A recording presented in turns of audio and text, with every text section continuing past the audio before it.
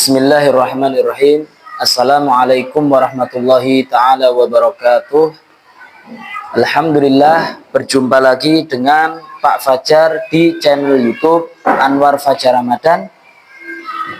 Insya Allah kita akan melanjutkan pembacaan buku yang ditulis oleh Al-Habib Husain bin Anis Al-Habsyi, yaitu Amalan Sedikit Pahala Sebukit. Sebelum kita memulai, kita kirimkan Fatihah dulu untuk Habib Husain. Mudah-mudahan Allah memanjangkan umur beliau, Allah memberikan kesehatan kepada Habib Husain, kepada keluarganya, dan kepada semua orang yang mengikuti beliau dan mencintai beliau. Al-Fatihah. A'udzubillahi minasyaitonirrajim. Bismillahirrahmanirrahim. Alhamdulillahirabbil alamin. Arrahmanirrahim. Maliki yaumiddin. Iyyaka na'budu wa iyyaka nasta'in. اهدنا الصراط المستقيم صراط الذين أنعمت عليهم غير المغضوب عليهم ولا الضالين رب اغفر لي ولوالدي وللمؤمنين آمين.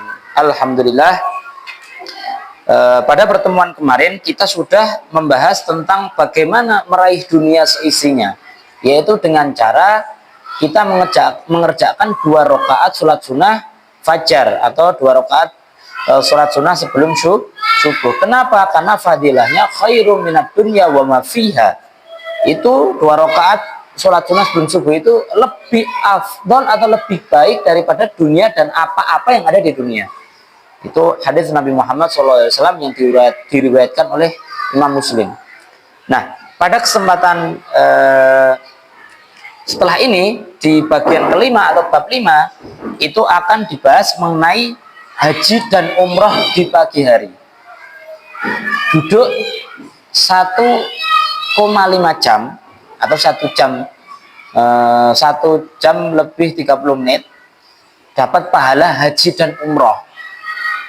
Tentunya semua orang ingin melakukan haji dan umroh, tapi tidak semua orang itu diberikan kemampuan untuk mengerjakan haji dan umroh karena mungkin biaya yang tidak ada, atau karena mungkin dia tidak mau, padahal punya uang, punya kemampuan, tapi dia tidak mau, artinya belum dibuka sama Allah. Nah, ini ada satu amalan yang mana ketika kita melakukan amalan tersebut, itu kita akan dapat pahala haji dan umroh. Ini yang belum bisa haji dan umroh langsung bisa mencoba amalan ini. Apa? Di sini ada satu hadis yang dikutip oleh Habib Husain, yaitu hadis riwayat Tirmidzi, diriwayatkan Imam Tirmidzi, yang berbunyi Rasulullah bersabda, man shallal ghadata fi jama'atin, barang siapa yang sholat subuh fi jama'atin, dalam keadaan berjamaah. Jadi sholat subuh jamaah nggih. Summa qa'ada, kemudian setelah itu, setelah melakukan sholat subuh berjamaah, dia qa'ada, duduk. Duduknya ngapain? Bukan duduk untuk ngerasani ataupun duduk untuk nyekrol storonnya orang, tapi duduknya di sini kata Nabi, duduknya yazkurullaha, berzikir kepada Allah. Macam-macam zikir kepada Allah, bisa dengan baca tasbih, baca takbir, tahmid, tahlil, ataupun baca Quran, ataupun baca sholawat, atau baca kitab. Jadi itu sesuatu hal yang mengingatkan kita pada Allah Subhanahu wa ta'ala. Intinya di situ ada amalan kebaikan yang kita lakukan supaya kita ingat sama Allah. Hatta tatlu asyamsu, dia melakukan zikir mengingat Allah itu sampai matahari itu terbit. Sampai matahari terbit. Summa sholla rakaatain, kemudian dia sholat sunnah 2 rakaat. Apa fadilah keutamaannya? Kanat lahu, maka bagi orang yang mengamalkan tadi, mengamalkan dia sholat subuh jamaah, kemudian duduk zikir kepada Allah, matahari terbit, lalu dia sholat sunnah 2 rakaat, dia akan mendapatkan ka'ajri hajjatin wa umratin, maka dia akan dapat pahala haji dan umroh. Ini luar biasa sekali nih fadilahnya. Kemudian qala Qala Rasulullah sallallahu alaihi wasallam, lalu Rasulullah mengatakan pahala umrah atau dan haji yang didapatkan itu sifatnya tamatin, tamatin, tamatin. Yang mana pahalanya itu sempurna, sempurna. Dapat pahala haji dan umrah sempurna. Rasulullah mengatakan tamah sekali itu sebenarnya sudah cukup. Pahala haji dan umrah sempurna. Tapi Rasulullah mengulang sampai 3 kali. Tamah, tamah, tamah. Sempurna, sempurna, sempurna. Jadi situ Rasulullah pengen menegaskan, ya, menegaskan bahwasanya benar-benar sempurna pahalanya. Dapat haji dan umrah sempurna. Karena kenapa?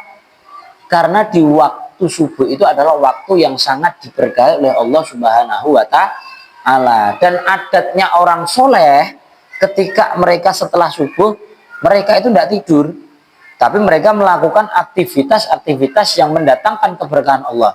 Ada yang zikir kepada Allah, ada yang baca wirid, ada yang baca wiridul latif, karyanya Habib Abdullah Al-Haddad atau Imam Haddad.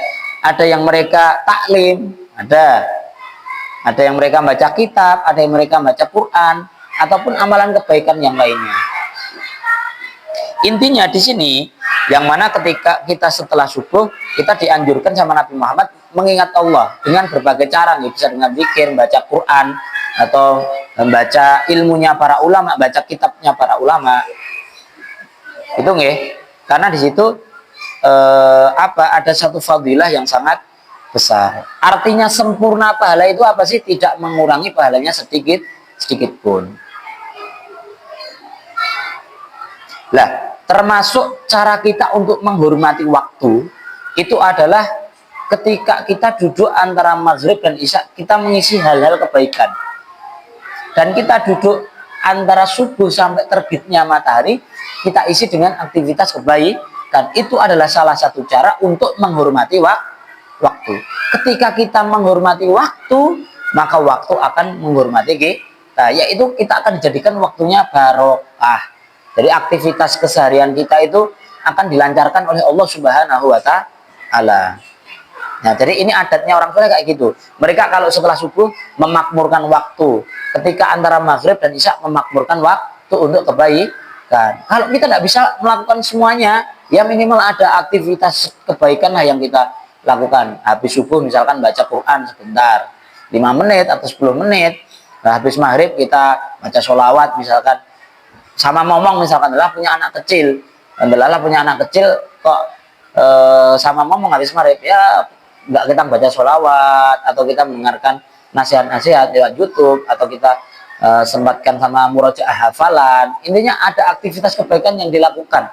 Kan nggak bisa full, ya sebagian lah, supaya kita bisa mengikuti gayanya orang-orang soleh, yaitu mereka mengisi, memakmurkan waktu-waktu mereka di waktu maghrib sampai isya, di waktu subuh sampai terbitnya matahari dengan amalan kebaikan. Sampai-sampai Habib Abdullah Al-Haddad itu beliau mengatakan, membuat satu bab itu ada satu tulisan di kitabnya An-Nasaidiniyah, yaitu kita dianjurkan mengamalkan amalan kebaikan antara maghrib dan isya. Kenapa? Di situ dikatakan karena fadilahnya di situ sangat agung dan sangat besar. Ya, mudah-mudahan Allah Subhanahu wa Ta'ala berikan kita taufik untuk mengamalkan amalan ini, yaitu memakmurkan waktu kita di antara setelah subuh dan setelah maghrib. Demikian yang dapat kita sampaikan. Wallahu a'lam bishawab. Subhanakallahumma wa bihamdika asyhadu an la ilaha illa anta astaghfiruka wa atubu ilaik. Wassalamualaikum warahmatullahi wabarakatuh. Jangan lupa teman-teman subscribe channel YouTube Pak Anwar Fajar Ramadan dan berikan komentar. Jika ada kesalahan mohon dikomentari agar kita bisa koreksi diri dan membenahi.